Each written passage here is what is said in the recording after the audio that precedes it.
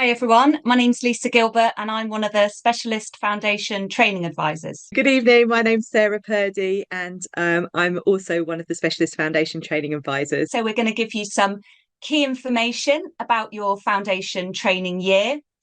So we will focus primarily on the foundation training year, but we will look at how that feeds in to your route to registration.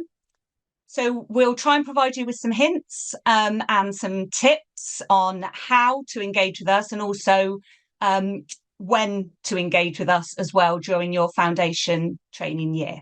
Really, what we're talking about is foundation is sort of the end point of the journey that you will have started when you took the decision to do an MPharm or an OSPAP course. And there's several elements of this, equally as important as each other, that you would need to be focusing on as part of that journey. So one part of that is the foundation training. So that's a work-based assessment. So that's against learning outcomes. So as part of your undergraduate courses at the moment, you will have already started up. Here we go. The slides have caught up. So on the left-hand side there, so you will have already started working towards those learning outcomes, and they will be progressive over the period of those 5 years. Very exciting times now for anybody that will be registering from 2026, because that will include the work which involves becoming a prescriber as well. So one of the other things that you need to do to be able to register with us is to gain that accreditation of a degree. That's either an MPharm or an OSPAP degree. So that will all have been accredited by us to be meeting those requirements that we require for someone to register. And then the other element of that is the registration assessment. So people always focus quite a lot on that, but really all of this goes hand in hand. You can't really do one part of this without another part. And then the other part that's really important, and Rachel touched on it a little bit there in her introduction, is that your fitness to practice is not impaired. And I think this will overlap with some of Jerome's talk a little bit later on, and it's really important to put yourself into that position of being that registered, respected pharmacy professional right from the time that you start. You'll be interacting with lots of people on your placements and patients that will have that. You will be wearing the badge almost of pharmacy, and it's really important that you respect that and understand what that means. I think that's probably quite enough for me of the elements for registration. I'll hand back over to Lisa to talk about those milestones. Thanks, Sarah. So key milestones and connecting with GPhC. So from year one onwards, we are happy to engage with you from day one if you've got any queries. So as Sarah's mentioned, there are fitness to practice expectations on you from day one. So if you have got any concerns at the moment with regards to FTP, and you're a student, and do raise that with your university. And then obviously if you're already a foundation trainee, you can speak to ourselves. So as Rachel mentioned, we've got our student feedback forums who we meet with from time to time. However, we've also got a close relationship with the British Pharmaceutical Students Association. So even if you're not directly involved with the forums, then your voice can still be heard via the BPSA. So we do look out to try and reach out to trainees and students from time to time with events and webinars such as this one.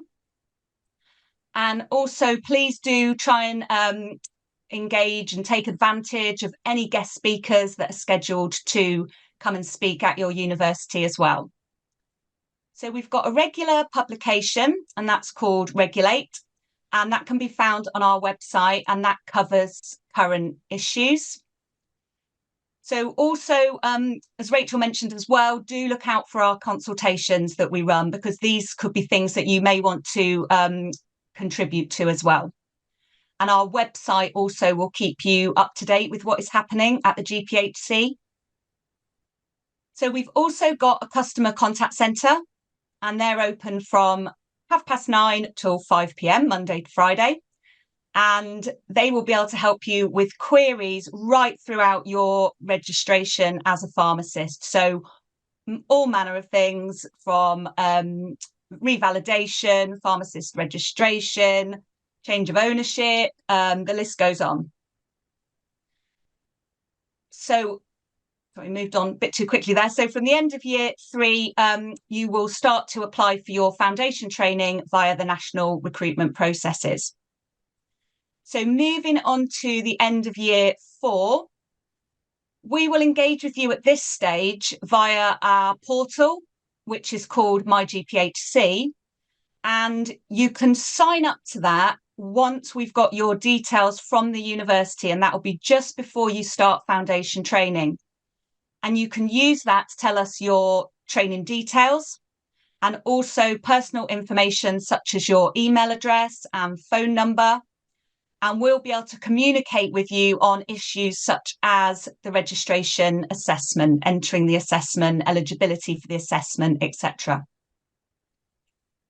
Do please check our key dates page, which is on the website, and that is updated regularly with important deadline dates for your diary. So it's really good to get into the habit of checking that from year 4 onwards.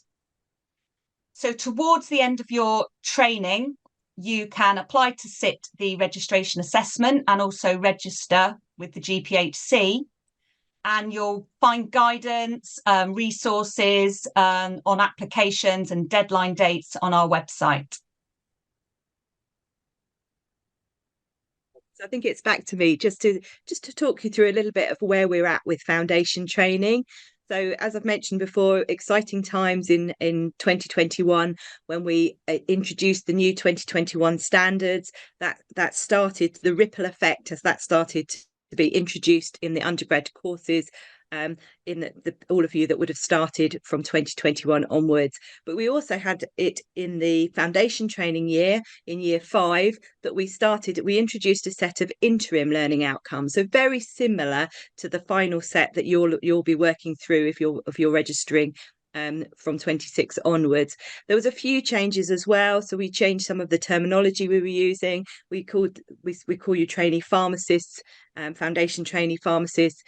We changed the wording for designated supervisor. Formerly that was known as a tutor. And as I say, we're working towards these 54 learning outcomes. From July 2025, we anticipate that pretty much everybody that is in training will be working towards that full set of the 55 learning outcomes, which will include IP. That will be anyone that's graduated from their course against the new standards from 2025. Again, you will have this additional layer of supervision. If you're doing that, you'll require someone that will be your designated prescribing practitioner. We'll tell you all lots more about this as we get closer and closer to that training year. So just to introduce that or remind people if they're aware of that already. Part of the year will involve at least 90 hours of prescribing practice as part of that year to give us the assurance that you are actually ready to be annotated as that prescriber. The whole foundation year will be quality assured by our strategic education bodies. That would be NHS England for any of you in England. That's NHS in Scotland and HEIW in Wales. And ultimately, all of this will lead to your registration as a pharmacist. I think I'm going to hand back to Lisa just to summarise what we can help you with.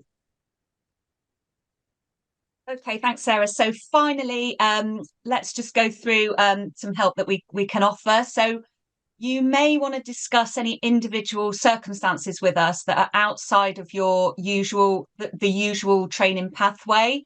So it could be, an example of this could be if you've had a break in your training and perhaps you're taking longer than expected to register.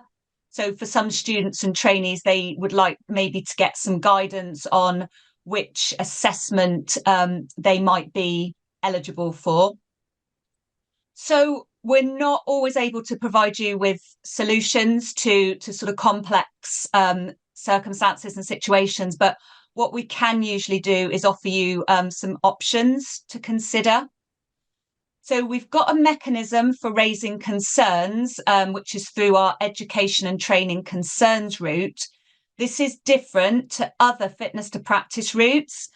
This is to investigate when a training provider is unable to deliver the learning outcomes that were agreed at the start of your training. So we'll communicate with trainees during the year, and that's via our bulletins. and there's usually one in the spring and one in the autumn. And if we are unable to help you, what we will try and do is signpost you to the people that can help you. So thank you for listening.